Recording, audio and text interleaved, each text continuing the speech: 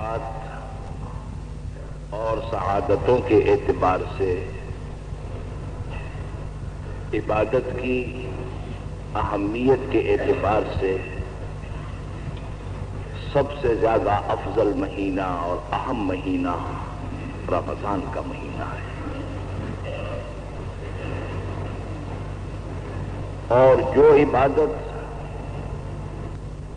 یا جو عمل شریعت کی نظر میں سب سے زیادہ اہم ہوتا ہے، اس کے لیے قرآن اور حدیث آپ کا ذہن بنانے کے لیے، آپ کے دل اور دماغ کو متوجہ کرنے کے لیے بہت پہلے سے متنبع کرتے ہیں۔ مثال کے طور پر شراب صرف حرام ہی نہیں ہے بلکہ اشد حرام ہے، اس لیے کہ جتنی چیزیں حرام ہیں ان میں بھی بہت سے درجات ہیں۔ بعضی چیزیں حرام ہیں، بعضی چیزیں شدید قسم کی حرام ہیں، بعضی سب سے زیادہ اشد قسم کی حرام ہیں، ان میں بھی درجات ہیں۔ اور شراب جو ہے یہ انہی چیزوں میں ہے جو سب سے زیادہ اشد درجے کی حرام ہے، اسی لیے اس کو ام الخبائث کہا جاتا ہے۔ خبائث جمع ہے خبیثہ کی، اور خبیثہ کے معنی ہے بری عادت۔ ام الخبائث کا ترجمہ ہے کہ جتنی انسان میں بری عادتیں ہیں ان سب کی بنیاد اور جڑ یہ شراب ہے، اس لیے اس کو ام الخبائث بھی کہا گیا۔ پھر یہ کہ جب دنیا میں اسلام آیا اور جس سرزمین پر اس کا ظہور ہوا اور جہاں کے رہنے والے اسلام کے سب سے پہلے علم بردار اور سب سے پہلے مبلغ بننے والے تھے، ان کی گھٹی میں شراب پڑی ہوئی تھی۔ ان کے یہاں اس طریقے پر شراب پی جاتی تھی کہ جیسے شیر مادر۔ یہ فارسی کا ایک محاورہ ہے، شیر مادر۔ شیر مادر کے معنی ہے ماں کا دودھ، یعنی دنیا میں اس سے زیادہ آسانی کے ساتھ اور حلال طریقے پہ کوئی چیز نہیں پی جاتی کہ جس طرح بچہ اپنی ماں کا دودھ پیتا ہے۔ شیر مادر سے مراد یہ ہوتی ہے کہ بڑی آسانی بغیر کسی شک اور شبہ کے پیا کرتے تھے، کوئی تردد تک کبھی نہیں ہوتا تھا کہ یہ ناپسند چیز ہے، یہ گھٹی میں پڑی ہوئی۔ اسلام دنیا میں آیا اور یہ بری عادت ایسے لوگوں سے کہ جن کی گھٹی میں پڑی ہوئی ہے چھڑانا چاہتا ہے، اور اس طریقے پہ چھڑانا چاہتا ہے کہ اتنی برائی تمہارے دل میں بیٹھے کہ تم یہ سمجھ لو کہ یہ سارے گناہوں کی جڑ ہے، ساری بری عادتوں کی بنیاد ہے۔ اس کے لیے قرآن کریم نے کیا طریقہ اختیار کیا؟ قرآن کریم نے وہ حکیمانہ طریقہ اختیار کیا جو ایک حکیم کو اور ایک حاکم کو اختیار کرنا چاہیے، اس لیے کہ اگر کوئی حاکم اپنی رعایا کے لیے یہ سمجھتا ہے کہ صرف ڈنڈا دکھا دینا کافی ہے تو وہ غلطی پر ہے، بلکہ اس کو چاہیے کہ وہ جو احکام دے رہا ہے، جو قوانین دے رہا ہے اپنی رعایا کے لیے، اس کے لیے ذہن کس طریقے پہ بنایا ہے، اس کے لیے اس بات کی کوشش کرنی چاہیے کہ اس کی تعلیم میں، اس کی تربیت میں وہ چیزیں آ جائیں کہ جن کو اس کی زندگی کے اندر عمل کرنا ہے، تب جا کے کامیابی ہوتی ہے۔ اسی لیے اگر کسی قوم کی تعلیم اور تربیت ان قوانین اور احکام کے خلاف ہو کہ جن پر عمل کرنا ہے زندگی میں، وہ جب بڑا ہو جائے گا تو وہ دیکھے گا کہ اس کی زندگی میں کوئی عمل نہیں ہے، اس لیے کہ پڑھنے کے زمانے میں پڑھا نہیں، تربیت کے زمانے میں تربیت نہیں ہوئی، اور ایک انسان کو اس طریقے پہ کہ جب وہ بڑا ہو جائے ایک دم آپ کوئی حکم دیں اس کے لیے عمل کرنا مشکل ہو جاتا ہے۔ چنانچہ اسی لیے حضور اکرم صلی اللہ علیہ وسلم نے فرمایا کہ جب ایک بچہ 7 سال کا ہو جائے، ابھی نماز تو کیا کوئی چیز بھی فرض نہیں، کوئی چیز فرض نہیں، اور اگر یہ شریعت کے احکام کا مکلف ہوتا، اگر یہ ذمہ داریاں اٹھانے کے قابل سمجھا جاتا، تو اگر اس کے باپ اور ماں کا انتقال ہو گیا ہے تو جن لوگوں کے پاس اس کی املاک ہیں، شریعت کو کہنا چاہیے تھا کہ بھئی اب اس کو املاک دے دو، 7 سال کا ہو گیا، یا 10 سال کا ہو جائے تب دلوا دو۔ شریعت کہتی ہے کہ نہیں، ابھی یہ ذمہ داری سنبھالنے کے قابل نہیں ہوا ہے، اس کے باپ کی، اس کی ماں کی جتنی بھی املاک ہیں وہ سب کے سب اپنے پاس رکھو، متولی کی حیثیت سے نگرانی کرو، جب یہ ذمہ داری سنبھالنے کے قابل ہو جائے گا سب حوالے کرو۔ اور ذمہ داری کی مدت شریعت میں ہے بلوغ، بالغ ہو جانا، بلکہ قرآن کریم میں یہ بھی ارشاد فرمایا کہ صرف بلوغ کافی نہیں ہے، فرمایا کہ تم ان لوگوں کو آزماؤ حتی یبلغ النکاح، یہاں تک کہ بلوغ کی منزل پہ پہنچ جائیں۔ لیکن قرآن کریم نے یہ کہا کہ بلوغ کے بعد ایک اور منزل آتی ہے، جب انسان اپنے برے اور اچھے کو سمجھنے لگتا ہے، اس کو کہتے ہیں رشد کی منزل۔ وَابْتَلُوا الْيَتَامَىٰ حَتَّىٰ إِذَا بَلَغُوا النِّكَاحَ فَإِنْ آنَسْتُم مِّنْهُمْ رُشْدًا فَادْفَعُوا إِلَيْهِمْ أَمْوَالَهُمْ، اب ان کے مال ان کے حوالے کرو۔ جب دنیا کے فائدے میں شریعت اتنا اہتمام کرتی ہے کہ ابھی ذمہ داری سنبھالنے کے قابل نہیں ہوا، تو آخرت کی ذمہ داری کے لیے ابھی کیسے قابل ہو جائے گا؟ ابھی یہ قابل نہیں ہوا۔ لیکن شریعت اسلامیہ نے یہ حکم دیا کہ اگر بلوغ کی منزل پر تم چاہتے ہو کہ یہ پابندی سے نماز پڑھے تو 7 سال کے بچے کو نماز پڑھانا شروع کرو، اور وہ جب 10 سال کا ہو جائے تو تھوڑی سی تنبیہ اور سزا کے ساتھ شروع۔ تعذیب کا لفظ آتا ہے، تعذیب سے مراد ضرب نہیں، اس لیے کہ ایسا کوئی طریقہ شریعت بھی آپ کو اجازت نہیں دیتی کہ جس طریقے کے اختیار کرنے سے بچے کو بیزاری اور نفرت ہو جائے۔ تعذیب کے طریقے یہ ہے کہ مثلا باپ یہ طریقہ ظاہر کرے کہ باپ ناراض ہے اس لیے کہ نماز نہیں پڑھی ہے، ماں کہے کہ میں ناشتہ نہیں دیتی اس لیے کہ تو نے نماز نہیں پڑھی ہے، اور اگر مناسب سمجھے تو کوئی حرج بھی نہیں ہے کہ تھوڑا سا مار دے، باقی چہرے پہ مارنے کو شریعت نے منع فرمایا، کبھی نہ مارے۔ اس کی وجہ یہ ہے کہ یہ جو چہرہ ہے یہ انسان کے سارے جسم میں سب سے زیادہ قابل تاثیر چیز ہے، اور شریعت اسلامیہ نے منع کیا ہے کہ چہرے کے اوپر کسی کے تماچا مارنا جو ہے یہ اللہ کی اس بناوٹ کی توہین کرنا ہے، اجازت نہیں۔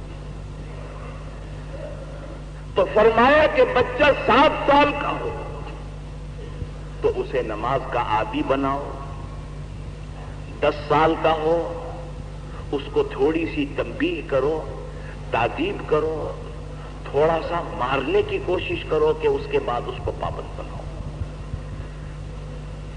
جس کا مطلب یہ کہ نہ 7 سال کی عمر میں وہ ابھی بالغ ہے، نہ 10 سال کی عمر میں ابھی وہ بالغ ہوا ہے، ذمہ داری سنبھالنے کے قابل نہیں، نماز فرض نہیں ہوئی، لیکن یہ دین تربیت ہے، یہ دین تربیت ہے۔ کیا مطلب؟ اگر آپ نے تربیت نہیں دی تو بڑے ہونے کے بعد اس کے کان میں کہیں گے کہ بیٹا تمہارے اوپر 5 وقت کی نماز فرض ہیں، وہ کہے گا جی یہ تو ساری زندگی کبھی میں نے سنا ہی نہیں، یہ تو آج نئی بات آپ مجھے بتا رہے ہیں۔ اس لیے فرمایا کہ شروع سے عادت ڈالو۔ اس سے یہ بات معلوم ہوئی کہ اگر تم انسانوں کی زندگی میں بعض چیزیں دیکھنا چاہتے ہو تو شروع سے تربیت ڈالو، شروع سے اس کی عادت ڈالو۔ میں نے اپنی آنکھوں سے بعض ایسے بزرگوں کو دیکھا ہے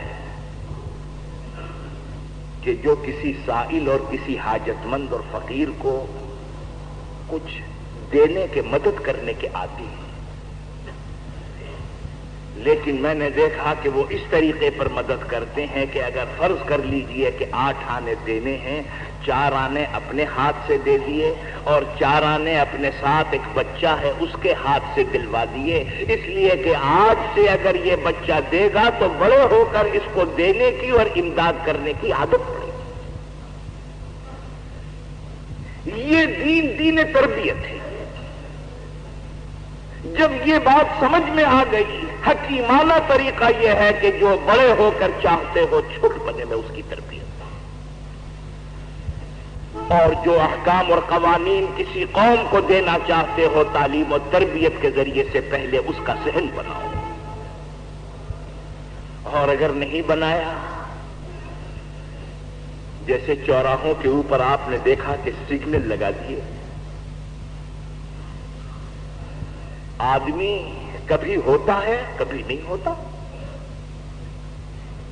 جب دیکھا کہ رات کا وقت ہے اور کوئی پولیس والا موجود نہیں ہے تو تربیت تو چونکہ ذہن کی بنی نہیں ہے، وہ پگڑی والے کو دیکھ کر خیال ہوتا ہے کہ اس کا لحاظ کیا جائے، لیکن جب دیکھا کہ وہ آدمی موجود نہیں ہے تو پھر کوئی سگنل کی پرواہ نہیں کرتا۔ اگر تربیت ہو جائے ہماری تو پھر کوئی آدمی ہو یا نہ ہو پھر اسی کے مطابق عمل کرے، یہ فرق ہو جاتا ہے۔ یہ بات میں نے اس لیے عرض کی کہ عرب کی گھٹی میں شراب پڑی ہوئی ہے، اور اسلام اپنی یہ رائے ظاہر کرنے والا ہے کہ دنیا میں اگر کوئی چیز سب سے زیادہ خبیث ترین ہو سکتی ہے تو وہ شراب ہے۔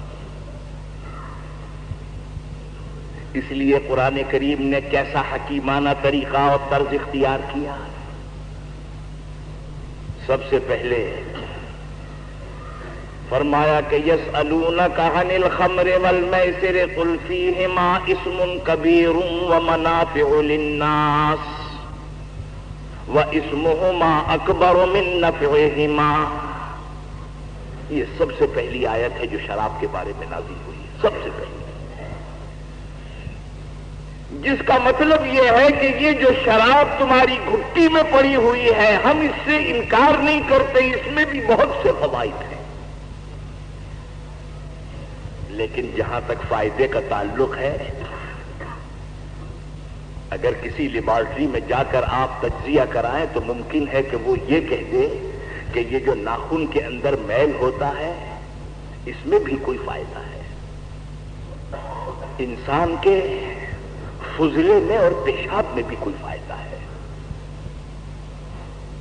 جزوی طور پر فائدے سے اس کائنات کی کوئی چیز خالی نہیں ہے، حتیٰ کہ سنکھیا اور زہر مہلک ہے، لیکن اطباء سے اور حکیم سے پوچھئے کہ اس میں فوائد کتنے ہیں۔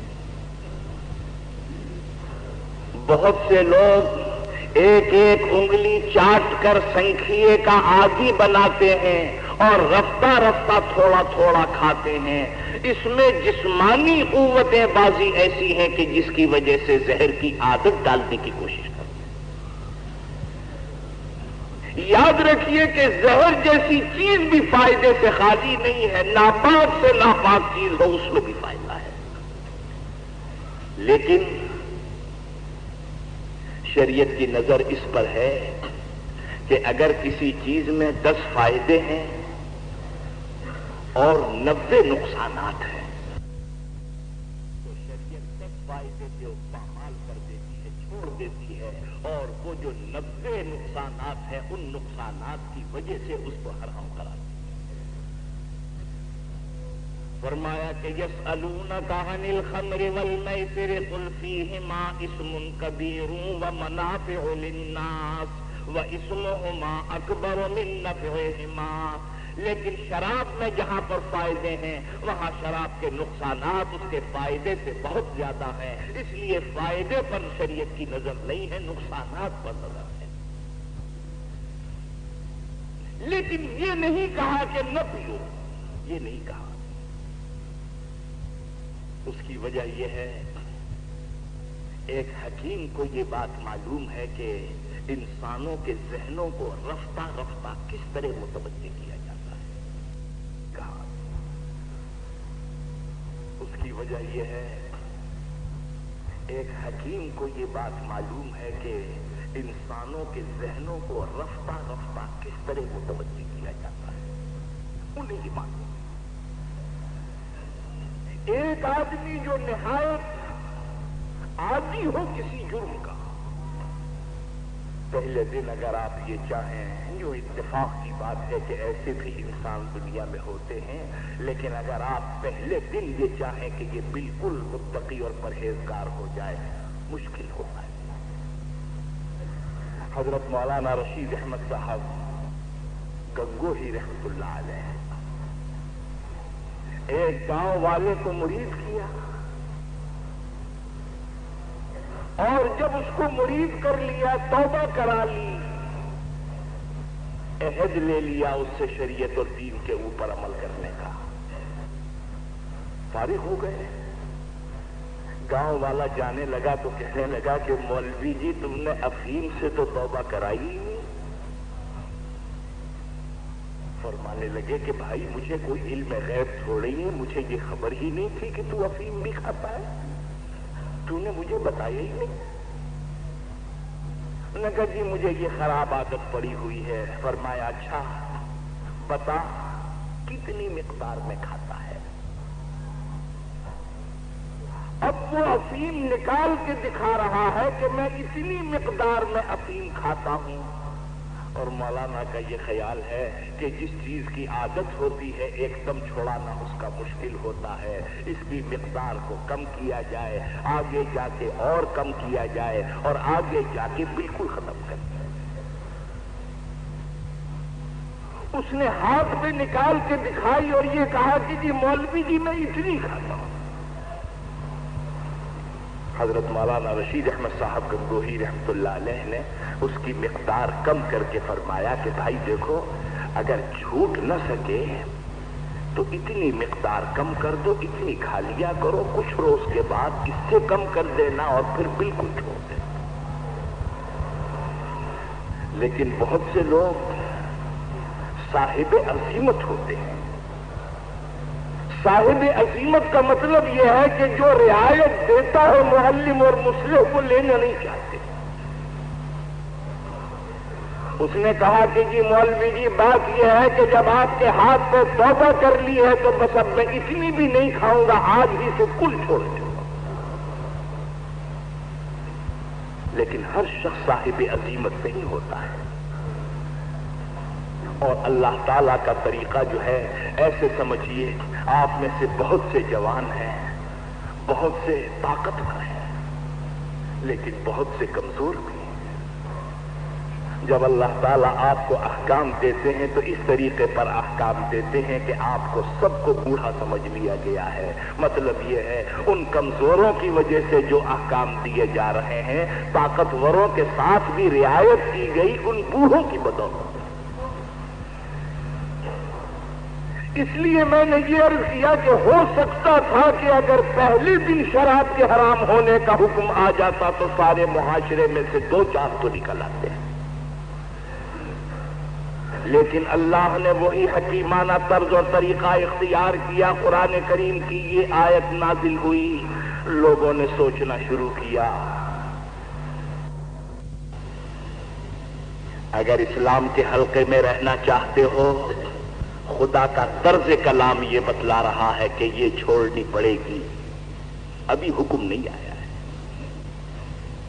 لیکن اتنی بات معلوم ہو گئی، خدا نے اعلان کر دیا کہ فائدے کم ہو نقصان زیادہ ہے،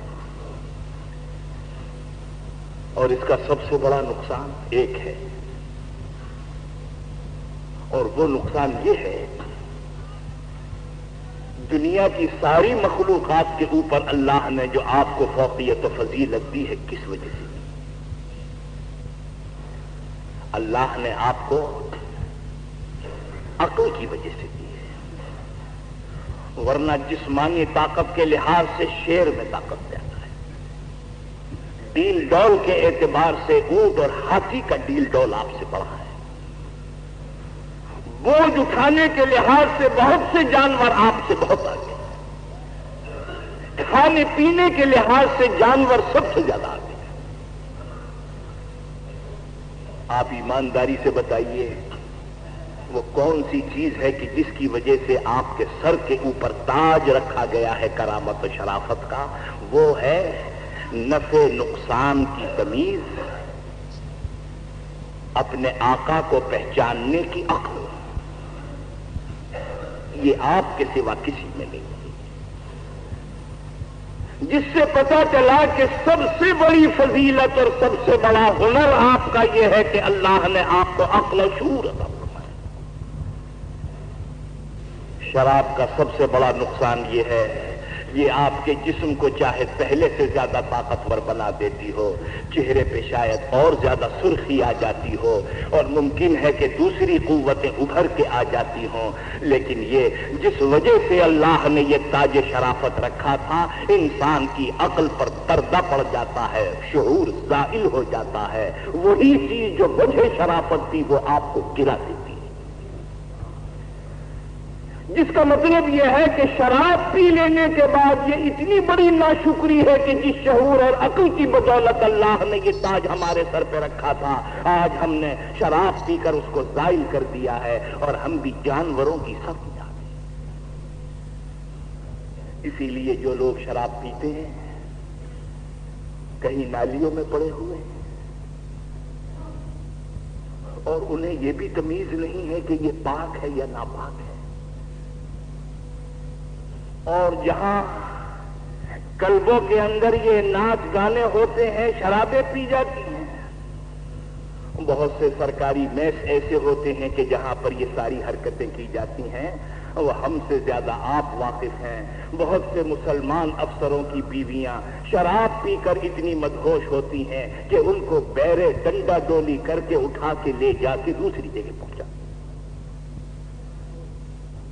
آپ ایمانداری سے بتائیے کہ انسان کا مرتبہ جس وجہ سے بلند ہوا تھا، اے انسان شراب پی کر تو نے وہ مرتبہ خود گرا دیا آپ نے۔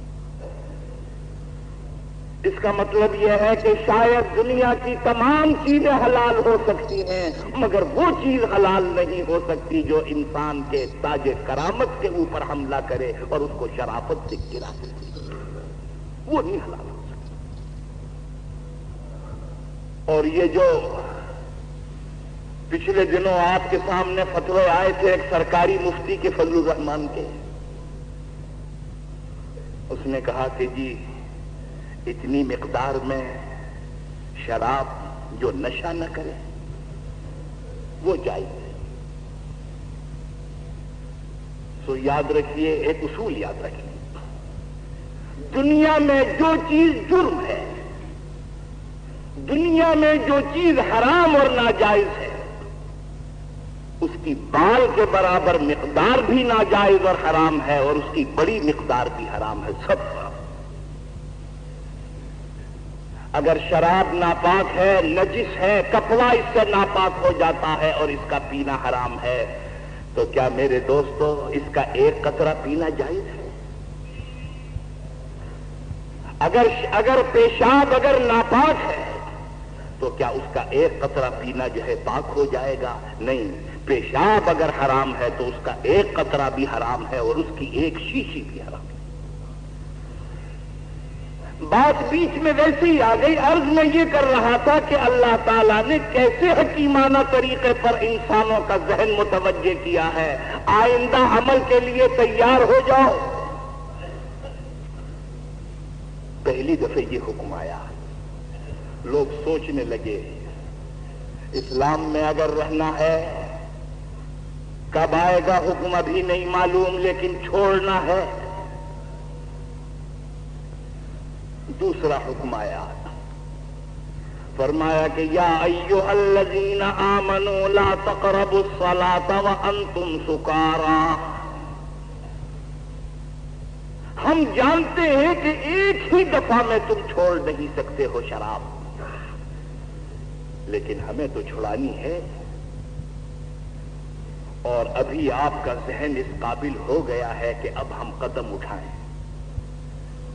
لہذا آپ کو یہ حکم دیا جاتا ہے, چلو ابھی زندگی کے باقی اوقات میں نہ چھوڑو, لیکن کم سے کم جب خدا کے حضور نیت باندھ کر کھڑے ہو جاؤ تو شراب پی کے مت آنا.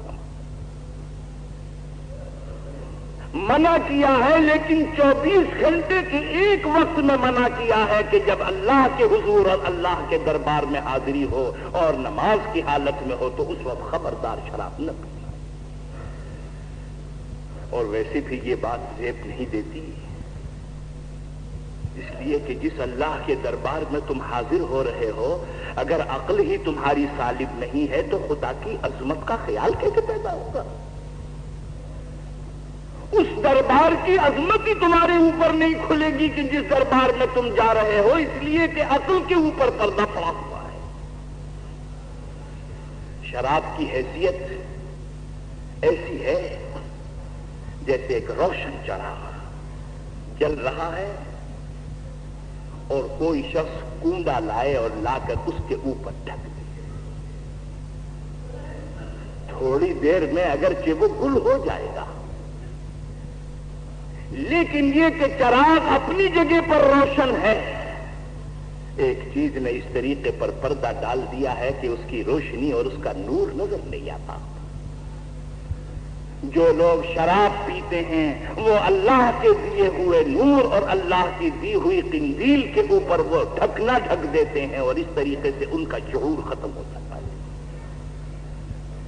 یہ دوسرا حکم تھا. جب اس پر بھی عمل ہو گیا, اب تیسری آیت قرآن کریم کی آ رہی ہے. فرمایا کہ یا ایھا الذین آمنوا انما الخمر والمیسر والانصاب والازلام رجس من عمل الشیطان, رجس من عمل الشیطان. ایک تو یہ کہ یہ گندی ہے, ناپاک ہے. ہمارے بہت سے روشن خیال جن کا مقصد اصل میں بحث کرنا ہے, ضد کے اوپر قائم رہنا ہے, حق کی تلاش نہیں. کہنے لگے ہاں صاحب بے شک یہ تو ٹھیک ہے, اللہ تعالیٰ نے یہ تو فرما دیا کہ شراب کے بارے میں کہ وہ ناپاک ہے, نجس ہے, لیکن جی یہ تو نہیں کہا کہ حرام ہے. آپ ایمانداری سے بتائیے کہ اگر کوئی شخص آپ کے سامنے یہ کہے کہ یہ پیشاب ہے, تو کیا کسی کو یہ حق پہنچتا ہے کہ وہ یہ کہے کہ ہاں جی پیشاب تو ہے, باقی حرام تو نہیں کہا نا آپ؟ ایمانداری سے بتائیے کہ کیا پیشاب کہنے کا مطلب یہ ہے کہ اس کو خوب غٹا غٹ پیا کرو؟ کیا یہ مطلب ہے؟ اگر کوئی یہ کہتا ہے کہ یہ چوبچے کا نالی کا سڑا ہوا پانی ہے, تو کیا اس کا یہ مطلب ہے کہ اس میں بوتلوں میں بھر بھر کے پیو؟ فرمایا کہ رجس ناپاک ہے, من عمل الشیطان. اور یاد رکھیے کہ یہ سب سے بڑی شیطانی حرکت اور یہ سب سے بڑا شیطانی عمل ہے جو ایسے منشیات کو استعمال کرے. اب بھی آپ کو اللہ کی مرضی نہیں معلوم ہوگی کہ ہاں جی یہ بھی صحیح ہے, باقی حرام تو نہیں.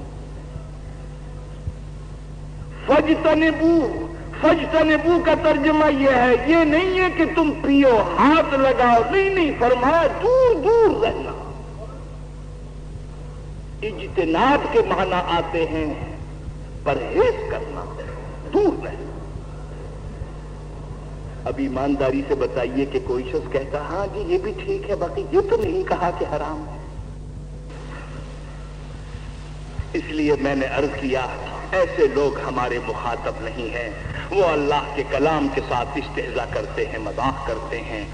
इसलिए कि अगर अल्लाह ताला ये फरमा देते कि या अय्युहल्लज़ीना आमनू इन्नमल खम्रु हरामुन, खुदा की कसम उतनी बुराई इंसानों के जहन में शराब के बारे में न बैठती जो अल्लाह ताला के इन 3 जुमलों से बुराई बैठी।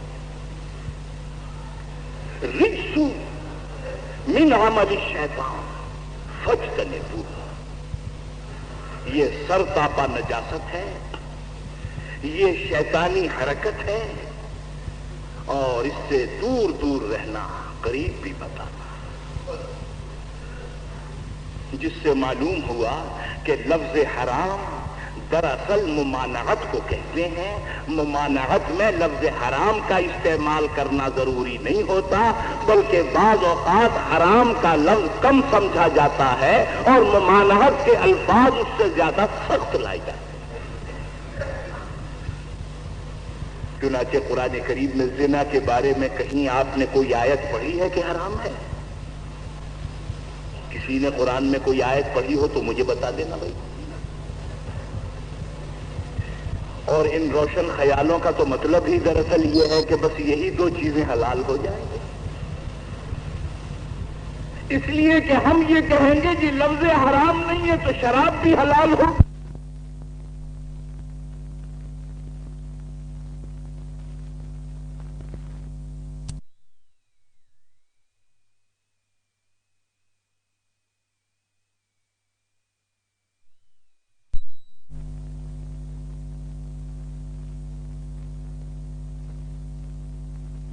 ख्यालों का तो मतलब ही दरअसल ये है कि बस यही 2 चीजें हलाल हो जाएंगे। इसलिए कि हम ये कहेंगे कि लफ्ज हराम नहीं है तो शराब भी हलाल हो गई और जिना भी हलाल हो गया। अकबर इलाहाबादी मरहूम ने पते की बात कही है, अरे मियां ये जो बातें बनाते हैं तुम इनके दिल की बात नहीं समझते। इनके मुंह पे अल्फाज कुछ होते हैं, दिल में मतलब कुछ और होता है। फरमाया कि हिजाबे तमकनत को दूर करना है जुबैदा से। मुसलमानों के मुआशरे की एक लड़की का नाम ले लिया जुबैदा। रोशन ख्यालों का मतलब यह है कि मुसलमानों की सोसाइटी में अभी ये बेतकल्लुफ हो के हमारे गले में हाथ नहीं डालती है, इसलिए कि पर्दा हाइल, इस्लामी सोसाइटी हाइल, और दिल हमारा ये चाहता है कि ये हमसे बेतकल्लुफ हो जाए। हमने तरीके क्या निकाले? हमने कहा कि साहब कौम तरक्की नहीं कर सकेगी जब तक औरतें पर्दे में बैठेंगी। ईमानदारी से बताइएगा ये तरक्की के लिए है या दरअसल उसके बाहें अपने गले में डालने के लिए? अकबर ने कहा कि हिजाबे तमकनत को दूर करना है जुबैदा से, और सिवा इसके जो बातें हैं फकत एक पर्दादारी है। हम समझ गए कि तुम्हारा मकसद दरअसल बेतकल्लुफ होना है और बाकी जितनी ये कौमी और तरक्की वरक्की की बातें करते हो ये सब की सब गलत बातें। हजरत उमर फारूक रज़ी अल्लाह ताला अन्हु के सामने एक शख्स रोगन जैतून लेकर आया है। कितनी बड़ी सल्तनत के अमीरुल मोमिनीन हैं, इतनी बड़ी सल्तनत के अमीरुल मोमिनीन है कि हिंदुस्तान और पाकिस्तान को अगर एक जगह किया जाए तो इससे 8 गुनी बड़ी। अमीरुल मोमिनीन ने फरमाया, क्या मेरी सारी कौम रोगन जैतून इस्तेमाल कर रही है? अगर नहीं कर रही है, खुदा की कसम मैं इस्तेमाल नहीं करूंगा जब तक मेरी कौम इस्तेमाल के काबिल न हो जाए। जब हजरत उमर फारूक रज़ी अल्लाह ताला अन्हु का जनाजा ले जाया जाता है,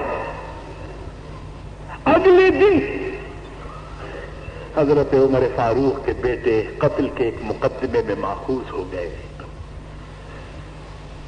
بات یہ ہوئی کسی شخص نے یہ کہہ دیا یہ چھرا جس سے عمر فاروق کو قتل کیا گیا یہ فلاں دکان پر میں نے فلاں آدمی کے پاس دیکھا تھا.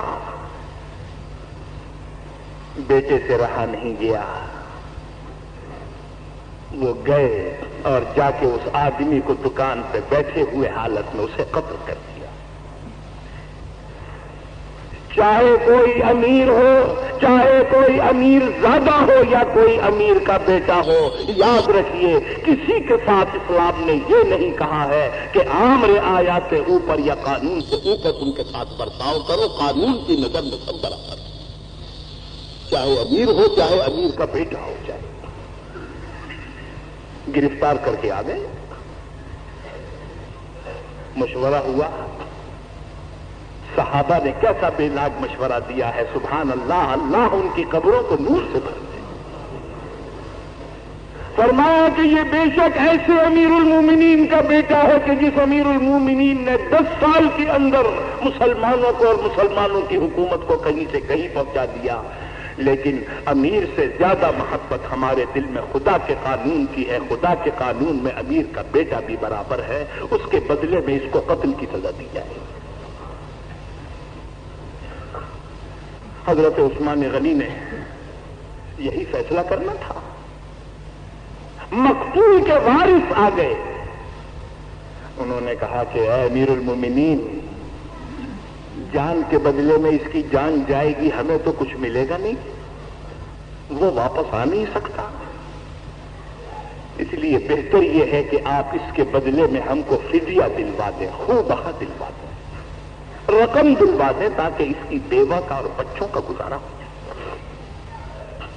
قانون شریعت کا یہ ہے کہ اگر مقتول کے وارث اگر تیار ہو جائیں اس کے لیے کہ اس کو فدیہ لے کر وہ تیار ہو جائے مطالبہ چھوڑنے کے لیے, تو پھر امیر فدیہ دے کر اس کو چھوڑ دیتا ہے.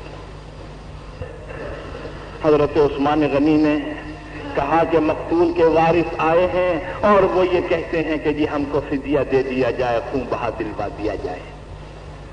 اور بھائی یہ بھی میں بتا دوں, اس زمانے کے فدیوں میں کروڑوں کی رقم نہیں دی جاتی تھی,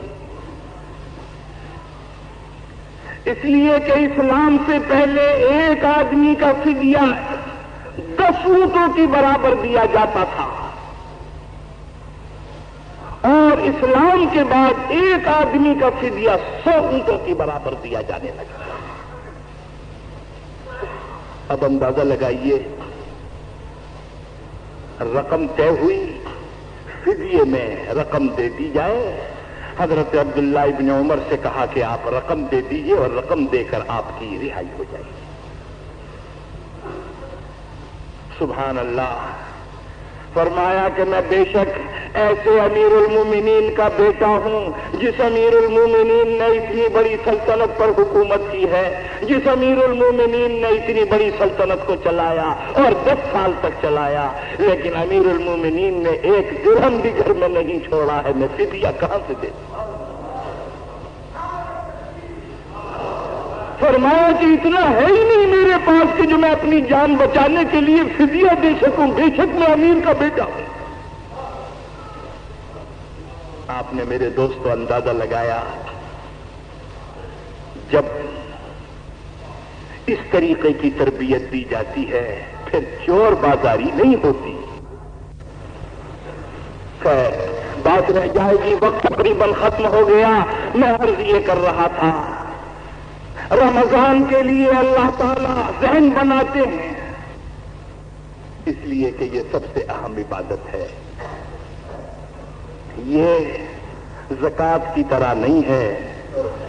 زکوٰۃ میں نفس کو مزہ بھی ملتا ہے, یوں کر کے آپ دے رہے ہیں, ماشاءاللہ سیٹھ صاحب ہے, اس اونچے ہاتھ میں بڑا مزہ ہے. اور یہ میں نہیں کہہ رہا ہوں کہ یہ نفسانی مزہ ہے, نہیں, یہ مزہ ایسا ہے کہ اللہ ہر مسلمان کو عطا فرمائے, ہمیں چکا دیں گے. اس لیے کہ ایک صحابی نے کہا کہ یا رسول اللہ میں چاہتا ہوں کہ میں ساری املاک اللہ کے نام پہ دے دوں. آپ نے فرمایا نہیں, क्यों؟ फरमाया कि अल यदुल उलिया खैरुम मिन अल यदि सुफला, फरमाया कि ऊपर हाथ रहे ये बेहतर है नीचे हाथ ये बेहतर है। हर मुसलमान का हाथ अल्लाह ऊपर रखे। मैंने कहा कि रमजान की जो इबादतें हैं वो एकदम आपका सारा निजाम गडमड कर देने वाली हैं। सोने का निजाम बदलेगा, जागने का निजाम बदलेगा, नमाजों का निजाम बदलेगा, खाने पीने का निजाम बदलेगा, लज्जतों का निजाम बदलेगा। 1 महीने पहले से आपको मुतवज्जे किया, फरमाया हुजूर अकरम सल्लल्लाहु अलैहि वसल्लम ने, ऐ मुसलमानों शाबान का चांद ढूंढो और तलाश करो कि ताकि रमजान के चांद में सहूलत हो जाए। आप कहेंगे कि अच्छा अभी शाबान का देखने तो दो, अभी से रमजान का नाम ले दिया आपने।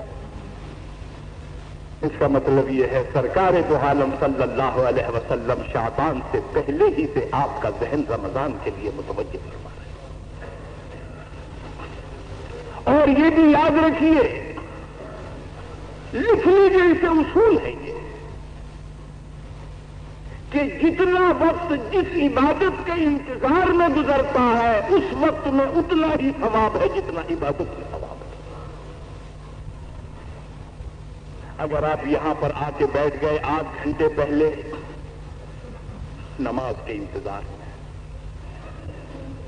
तो हमको अगर हम वक्त पर आए हैं हमें तो 10 मिनट का सवाब मिलेगा। हमारी नमाज छोटी नमाज है 10 मिनट वाली, लेकिन जिसने 8 घंटा बैठ के इंतजार में गुजारा है उसको इतनी बड़ी नमाज का सवाब मिलेगा जैसे 8 घंटे या 1 घंटे पढ़ी थी। इसका मतलब यह है कि अगर आज ही से आपने रमजान का इंतजार शुरू कर दिया है, समझिए कि रमजान की बरकतें और सआदतें हिस्से में लिखी गई आपको। एक तो ये, दूसरी बात जो फरमाई, वक्त भी खत्म हो गया। रूए गुलसैर नबी दे में बहार आखिर शुद्ध। किसी ने सच कहा कि दामन मेरा छोटा है, फूल बहुत से बिखरे हुए पड़े हैं, जब उन्हें उठा के दामन आ जा।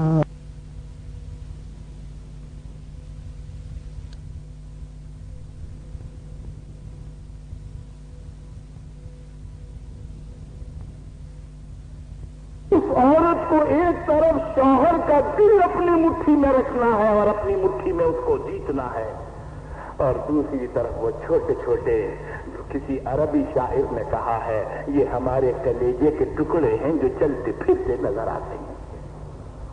ये कलेजे के टुकड़े हैं जो चलते फिरते नजर आते हैं। दूसरी तरफ अपनी इस मोहब्बत की वजह से उनकी तरबियत करते हैं।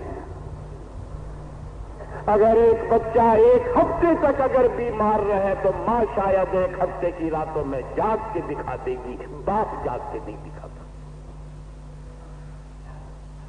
तो जब अल्लाह ताला ने इतना नर्म दिल उसको दिया है, ऐसा कोई काम उसके हवाले न करो जो उसकी दिल की नरमी से बिगड़ जाए। कैसे? आपने जज बना दिया, मुकदमा आ गया कत्ल का, और उस कत्ल के मुकदमे में ऐनी गवाह और ऐनी शाहिद जिन्होंने देखा किस तरह कत्ल किया गया, वो शहादतें देने के लिए आ गए। ये तो आप ही का दिल गुर्दा है कि आप ये अपनी आंखों से सारा मंजर भी देख लेते हैं, कानों से सुन भी लेते हैं। अल्लाह ने औरत का दिल मोम और नर्म बनाया। जूरी बैठी हुई है, शहादतें गुजर रही हैं। एक गवाह ने जो ऐनी शहादत बयान की, इस तरीके पर वो छुरी लेके आया, इस तरह उसको लिटाया और इस तरीके पर उसे काटा और इस तरीके पर उसके टुकड़े दिए। वो औरत का तो दिल बेचारी का नर्म था, जज बनी हुई कुर्सी पे बैठी है, 10 आंखों से आंसू बहने लगे, रोने लगी। बस मुकदमा खत्म हो गया। इसलिए कि जूरी ने कहा कि अगर जज शहादतों से इतना मुतासिर हो जाए कि रोने लगे, वो सही फैसला कर ही नहीं सकता। اس لیے کہ یہ تو جج کی بڑی کمزوری ہو گئی، اس لیے کہ دوسرا فریق ایسے شاہدوں کو اور گواہوں کو بنا کے لائے گا جو نہایت ڈرامائی انداز کے اندر شہادتیں دیں گے۔ عورت تو بیچاری چیخ مار کے اٹھ کے بھاگ گئی۔ ایمانداری سے بتائیے، وہ جگہ اس کی نہیں ہے۔ اگر آپ نے عورت کو جج کی کرسی پہ بٹھایا اور ان کے شوہر نامدار کو گھر میں چھوڑا کہ تم بچوں کی تربیت کرو، آپ کہتے ہیں کہ آپ نے آدھی قوم کو بیکار کر دیا، میرا خیال ہے آپ نے ساری قوم کو بیکار کر دیا۔ جو مردوں کی صلاحیتیں تھیں وہ بھی ختم کر دی، جو عورتوں کی صلاحیتیں تھیں وہ بھی ختم کر دی۔ ساری قوم کی صلاحیتوں سے فائدہ جبھی اٹھایا جا سکتا ہے مرد کی صلاحیتوں سے کام لے کر مردوں کے کام ان کے حوالے کیے۔ کسب معاش، بہت سی بیچاری عورتیں ملازمتیں کرتی ہیں، لیکن ایمانداری سے ان کے دل سے پوچھیے،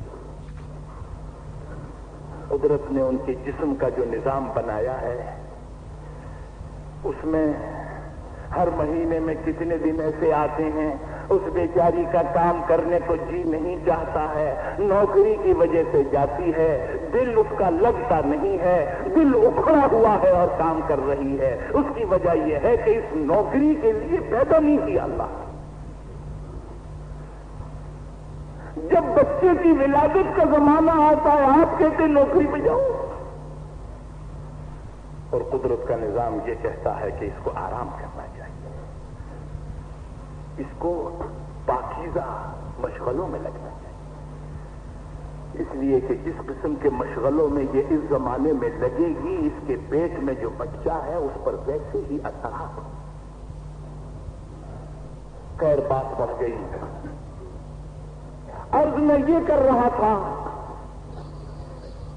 کہ دراصل جس میں جیسی صلاحیت ہو ویسا ہی اس صلاحیت سے کام لینا چاہیے۔ معاف کیجیے گا، اگر آپ اس ملک کے سارے مردوں کو ماں بنانا چاہتے ہیں وہ بن نہیں سکیں گی، اور اگر آپ عورتوں کو باپ بنانا چاہتے ہیں وہ عورتیں باپ نہیں بن سکیں گی۔ ہم آدھی قوم کو برباد کرتے ہیں خدا کے لیے، آپ آدھی سے اکتفا کر لیجیے، آپ پوری کو برباد نہ کیجیے۔ تو مطلب میرے کہنے کا یہ تھا، اللہ تعالیٰ نے یہ حکیمانہ طرز و طریقہ اختیار کیا، جو کام انسانوں سے لینا ہے اس کام کے لیے ذہن بناؤ، اس کے لیے جذبات پیدا کرو، اس کے لیے آمادگی پیدا کرو،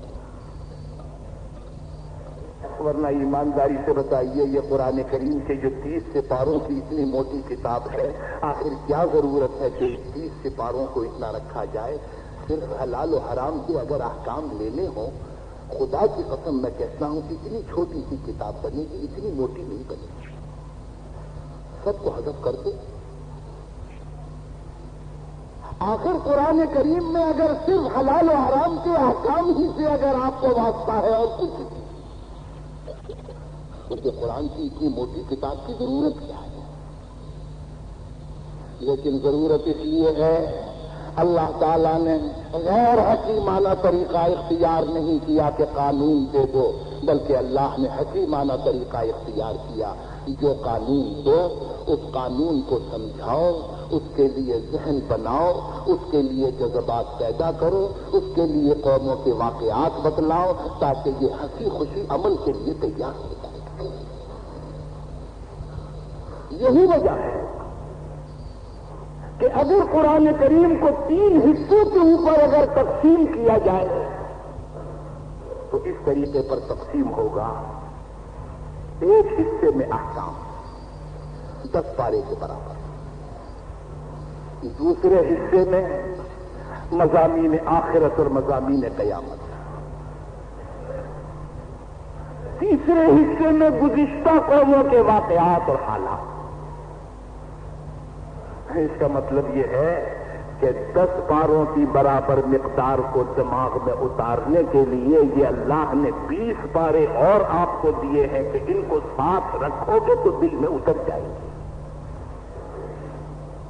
خیر، حق تعالیٰ نے اس طریقے پہ جب حکم دیا کہ اے ایمان والو تمہیں یاد ہوگا ہم نے شروع میں تمہیں متنبہ کر دیا تھا کہ خدا کو یہ پسند نہیں ہے، پھر ہم نے کہہ دیا تھا کہ حالت نماز میں خبردار شراب پی کے نہ آنا۔ آج آخری اعلان سن لو، رجس من عمل الشیطان فاجتنبوہ، یہ نہایت غلاظت ہے، یہ نہایت گندگی ہے، یہ شیطانی حرکت ہے، اور اس سے بچتے رہنا اور دور رہنا ہمیشہ۔ نتیجہ اس کا کیا ہوا؟ نتیجہ یہ ہوا کہ جس حکیم نے مسلمانوں کا ذہن اس طریقے پہ بنایا تھا، کیسی خوبصورتی کے ساتھ عمل کیا گیا، نہ کوئی سنتری، نہ کوئی پہرے دار، نہ کوئی پولیس کا آدمی، نہ کوئی فوج کا آدمی ہے، لیکن تمام اہل مدینہ نے اپنے اپنے مٹکے توڑ دیے، شرابیں پھینک دی، نالیوں میں شراب بہہ رہی ہے، برتن توڑ دیے۔ یاد رکھیے کہ آپ کا کوئی حکم قابل عمل اس وقت تک نہیں ہوگا جب تک کہ قوم کا ذہن اور نہیں بنائیں گے اور قوم کو تربیت دیں گے۔ تربیت تو آپ نے ایسی دی ہے کہ انسان کو کھا جانے کی کوشش کرنا ہے۔ تربیت تو ایسی دی ہے آپ۔ اگر یہ معلوم ہو جائے کہ کتے کو ذبح کر کے گوشت بیچنے کے اندر فائدہ ہے تو وہ کتا ذبح کر کے بیچے گا۔ آپ ایسے لوگوں سے یہ توقع رکھتے ہیں کہ آپ کہیں کہ جی یہ حرام ہے، یہ حلال ہے، وہ کہے گا جی یہ آپ کے لیے ہوگا، باقی ہمارے لیے تو پیسے بنانا ہے، ہمارے لیے تو پیسے بنانا ہے اور ہم کچھ نہیں جانتے۔ یاد رکھیے یہ ذہن کس طریقے پر بنتا ہے۔ حضرت عمر فاروق رضی اللہ تعالی عنہ کے سامنے ایک شخص روغن زیتون لے کر آیا ہے، کتنی بڑی سلطنت کے امیر المومنین ہیں، اتنی بڑی سلطنت کے امیر المومنین ہیں کہ ہندوستان اور پاکستان کو اگر ایک جگہ دیا جائے تو اس سے 8 گنی بڑی۔ امیر المومنین نے فرمایا کیا میری ساری قوم روغن زیتون استعمال کر رہی ہے؟ اگر نہیں کر رہی ہے خدا کی قسم میں استعمال نہیں کروں گا جب تک میری قوم استعمال کے قابل نہ ہو جائے۔ جب حضرت عمر فاروق رضی اللہ تعالی عنہ کا جنازہ لے جایا جاتا ہے، اگلے دن حضرت عمر فاروق کے بیٹے قتل کے ایک مقدمے میں ماخوذ ہو گئے۔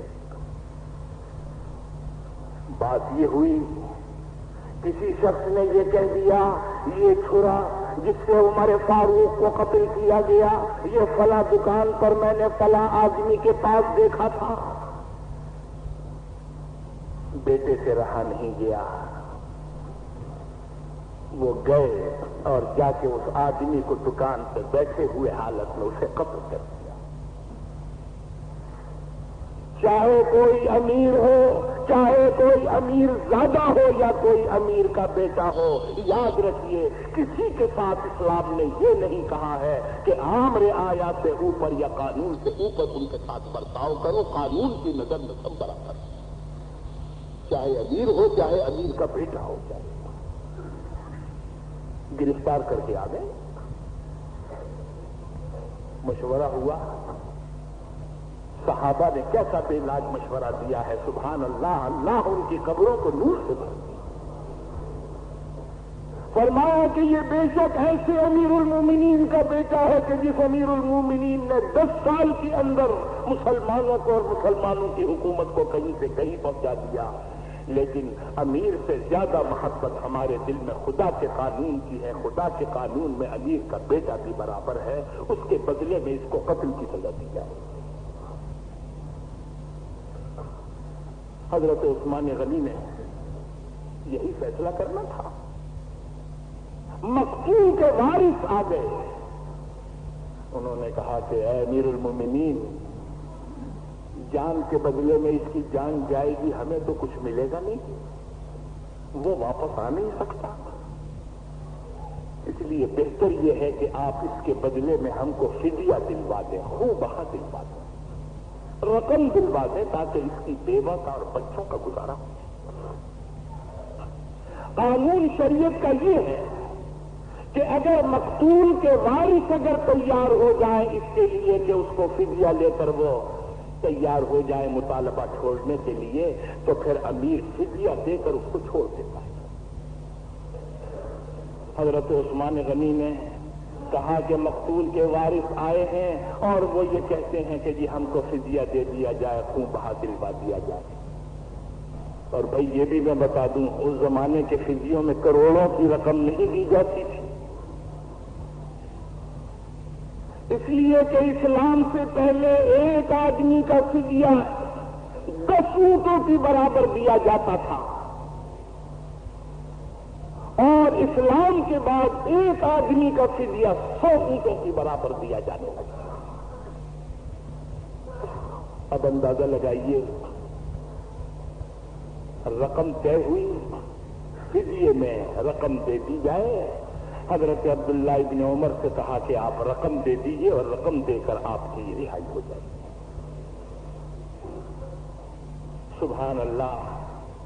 فرمایا کہ میں بے شک ایسے امیر المومنین کا بیٹا ہوں جس امیر المومنین نے اتنی بڑی سلطنت پر حکومت کی ہے، جس امیر المومنین نے اتنی بڑی سلطنت کو چلایا اور 10 سال تک چلایا، لیکن امیر المومنین نے ایک درہم بھی گھر میں نہیں چھوڑا ہے، میں فدیہ کہاں سے دے؟ فرمایا کہ اتنا ہے ہی نہیں میرے پاس کہ جو میں اپنی جان بچانے کے لیے فدیہ دے سکوں، بے شک میں امیر کا بیٹا ہوں۔ آپ نے میرے دوست کو اندازہ لگایا، جب اس طریقے کی تربیت دی جاتی ہے پھر چور بازاری نہیں ہوتی۔ میں نے تو ایک بات کہی تھی، 47 کا زمانہ، یہ مسجد اس طرح کی بنی ہوئی نہیں تھی، یہاں شیڈ پڑا ہوا تھا، چھوٹی سی مسجد تھی، مگر وہ مجھے بات یاد ہے اب تک۔ 47 میں مہاجرین کے قافلے آئے ہیں اور پاکستان کے سرکاری ملازموں کے پاس نہ قلم ہے، نہ دوات ہے، نہ کاغذ ہے، نہ کرسی ہے، نہ میز ہے، لیکن یہ جذبہ جہاں سپاری دیکھیے ان کے اندر کے اپنے گھروں سے لا لا کر میز اپنے گھر سے لا رہے ہیں، کرسی اپنے گھر سے لا رہے ہیں، کاغذ قلم دوات اپنے گھر سے لا رہے ہیں، کام کر رہے ہیں۔ ایک وہ زمانہ تھا، اور برا نہ مانیے، اب یہ زمانہ ہے کہ جو سامان دفتر میں نظر آتا ہے سب گھر لے جاؤ، جو سامان دفتر میں نظر آئے سب گھر لے جاؤ۔ اندازہ لگائیے وہ وقت اور اس وقت کا اندازہ لگائیے۔ آپ نے قوم میں وفاداری کے جذبات پیدا کیے ہیں یا قوم کو ناوفادار بنایا؟ اندازہ لگائیے وہ وقت اور اس وقت کا اندازہ لگائیے۔ آپ نے قوم میں وفاداری کے جذبات پیدا کیے ہیں یا قوم کو ناوفادار بنایا؟ آپ نے قوم کو باغی بنایا، قوم کی بات رہ جائے گی، وقت تقریباً ختم ہو گیا۔ میں عرض یہ کر رہا تھا، رمضان کے لیے اللہ تعالیٰ ذہن بناتے ہیں اس لیے کہ یہ سب سے اہم عبادت ہے۔ یہ زکوٰۃ کی طرح نہیں ہے، زکوٰۃ میں نفس کو مزہ بھی ملتا ہے، یوں کر کے آپ دے رہے ہیں ماشاءاللہ ایک صاحب ہے، اس اونچے ہاتھ میں بڑا مزہ ہے۔ اور یہ میں نہیں کہہ رہا ہوں کہ یہ نفسانی مزہ ہے، نہیں، یہ مزہ ایسا ہے کہ اللہ ہر مسلمان کو عطا فرمائے، ہمیں چکا دے۔ اس لیے کہ ایک صحابی نے کہا کہ یا رسول اللہ میں چاہتا ہوں کہ میں ساری املاک اللہ کے نام پہ دے دوں۔ آپ نے فرمایا نہیں، کیوں؟ فرمایا کہ الید العلیٰ خیر من الید السفلیٰ، فرمایا کہ اوپر ہاتھ رہے یہ بہتر ہے، نیچے ہاتھ یہ بہتر ہے۔ ہر مسلمان کا ہاتھ اللہ اوپر رکھے۔ میں نے کہا کہ رمضان کی جو عبادتیں ہیں وہ ایک دم آپ کا سارا نظام گڈمڈ کر دینے والی ہیں، سونے کا نظام بدلے گا، جاگنے کا نظام بدلے گا، نمازوں کا نظام بدلے گا، کھانے پینے کا نظام بدلے گا، لذتوں کا نظام بدلے گا۔ 1 مہینے پہلے سے آپ کو متوجہ کیا، فرمایا حضور اکرم صلی اللہ علیہ وسلم نے، اے مسلمانوں، شعبان کا چاند ڈھونڈو اور تلاش کرو تو تاکہ رمضان کے چاند میں سہولت ہو جائے۔ آپ کہیں گے کہ اچھا ابھی شعبان کا دیکھنے تو دو، ابھی سے رمضان کا نام لے دیا آپ نے؟ اس کا مطلب یہ ہے سرکار دو عالم صلی اللہ علیہ وسلم شعبان سے پہلے ہی سے آپ کا ذہن رمضان کے لیے متوجہ کرتا ہے۔ اور یہ بھی یاد رکھیے، لکھ لیجیے، اسے اصول ہے یہ کہ جتنا وقت جس عبادت کے انتظار میں گزرتا ہے اس وقت میں اتنا ہی ثواب ہے جتنا عبادت کا ثواب ہے۔ اگر آپ یہاں پر آ کے بیٹھ گئے 8 گھنٹے پہلے نماز کے انتظار میں، تو ہم کو اگر ہم وقت پر آئے ہیں ہمیں تو 10 منٹ کا ثواب ملے گا۔ ہماری نماز چھوٹی نماز ہے 10 منٹ والی، لیکن جس نے 8 گھنٹہ بیٹھ کے انتظار میں گزارا ہے اس کو اتنی بڑی نماز کا ثواب ملے گا جیسے 8 گھنٹے یا 1 گھنٹے پڑھی تھی۔ اس کا مطلب یہ ہے کہ اگر آج ہی سے آپ نے رمضان کا انتظار شروع کر دیا ہے، سمجھیے کہ رمضان کی برکتیں اور سعادتیں حصے میں لکھی گئی آپ کو۔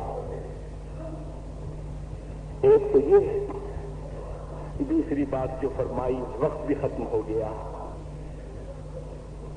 روئے گل سیر ندی دیم و بہار آخر شد، کسی نے سچ کہا کہ دامن میرا چھوٹا ہے، پھول بہت سے بکھرے ہوئے پڑے ہیں۔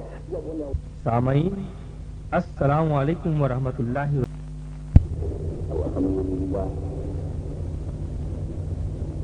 الحمد لله نحمده ونستعينه ونستغفره ونؤمن به ونتوكل عليه ونعوذ بالله من شرور أنفسنا ومن سيئات أعمالنا من يهده الله فلا مضل له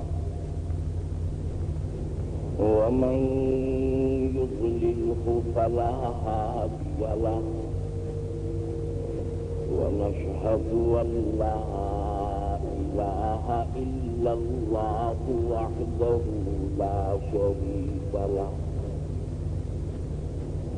ونشهد أن سيدنا ونبينا ومولانا محمدا عبده ورسوله صلى الله تعالى على خير خلقه محمد وآله وأصحابه أجمعين. أما بعد فأعوذ بالله من الشيطان الرجيم. بسم الله الرحمن الرحيم. اتخذوا أيمانهم جنة فصدوا عن سبيل الله إنهم ساء ما كانوا يعملون. ذلك بأنهم آمنوا ثم كفروا فطبع على قلوبهم فهم لا يفقهون. وإذا رأيتهم تعجبك أجسامهم وإن يقولوا تسمع لقولهم كأنهم خشب مسندة يحسبون كل صيحة عليهم هم العدو فاحذرهم قاتلهم الله أنى يؤفكون صدق الله مولانا العزيز وصدق رسوله النبي الكريم ونحن على ذلك من الشاهدين والشاكرين والحمد لله رب العالمين.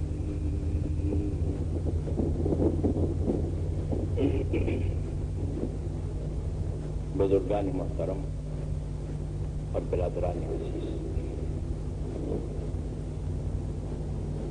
قرآن کریم کی جو آیتیں اس وقت پڑھی گئی یہ سورہ منافقون کی چند آیتیں ہیں۔ ان آیتوں میں اللہ تعالی نے منافقوں کی روحانی کیفیت کا بھی ذکر کیا اور اسی کے ساتھ ساتھ ان کے جسمانی اور بدنی کم طراق کا بھی ذکر کیا۔ باطن نہایت خراب، ظاہر نہایت نظر کرے۔ اس کے برعکس